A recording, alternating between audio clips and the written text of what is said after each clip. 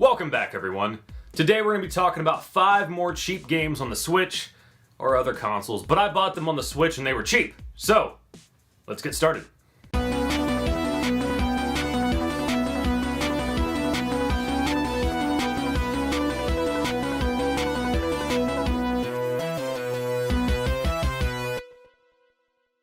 First up, we have a game called Pulley Roll.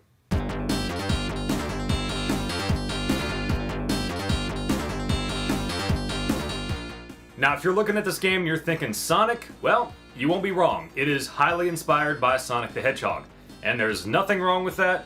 I love Sonic growing up. I still love Sonic to this day. He is one of my favorite video game characters of all time. Even though he's been through hell, I still love him. And that is the very first thing about this game that caught my attention. Now, I actually had the chance to meet the developers of this game at a convention I went to a couple years ago, and that was the first time seeing it, first time playing it, and I liked it so much when I got home, I had to buy it. I will admit the game is not that challenging, but there are some bosses that will give you a hard time, and it might take a couple of tries to figure it out. Now, if this game was going for like 50, 60 bucks, I probably couldn't recommend it that much, but you know what, for $10, 100% worth it.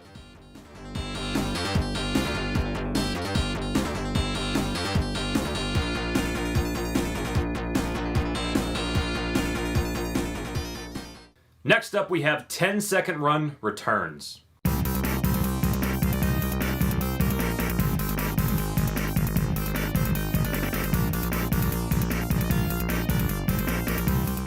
Now, this game reminds me of like a late 90s, early 2000s Flash game that I could imagine playing on my old dial-up internet.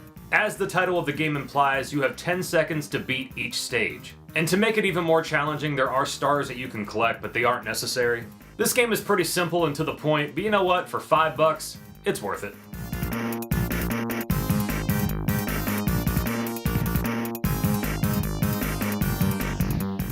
Next up, we have Him and Her.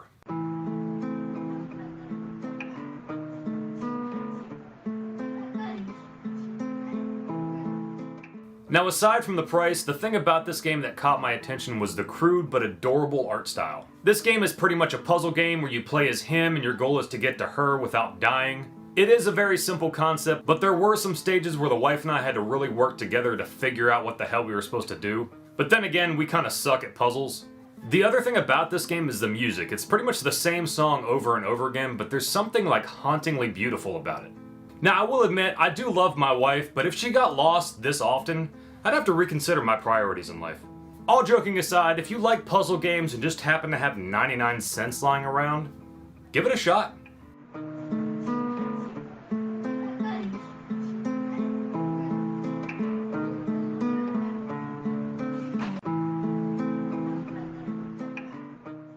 Next up, we have Gekki Yabba Runner.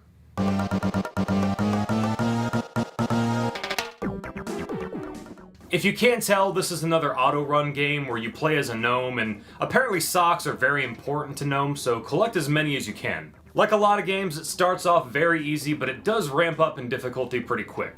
I don't know why I enjoy these kind of games, but if you do as well and have $3 to spare, hey, give it a shot.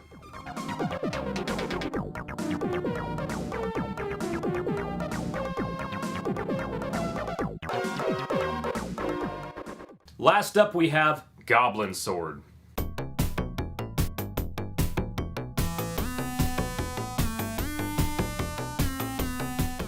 When I first saw this game, I thought it was going to be very much like Wonder Boy and Monster World. Instead of it being like an action RPG adventure, you pretty much play through these short stages where you collect gems and find hidden treasure and defeat enemies.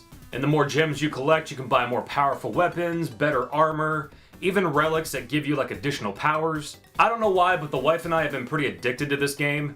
It's not very challenging, but for some reason we just have a lot of fun with it. And you know what? For $5, you can't go wrong.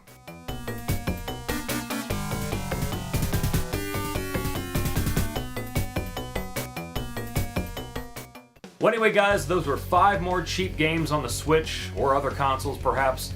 Thanks again for watching. You know what to do. Like, comment, subscribe, all that fun stuff, and I will see you again next time.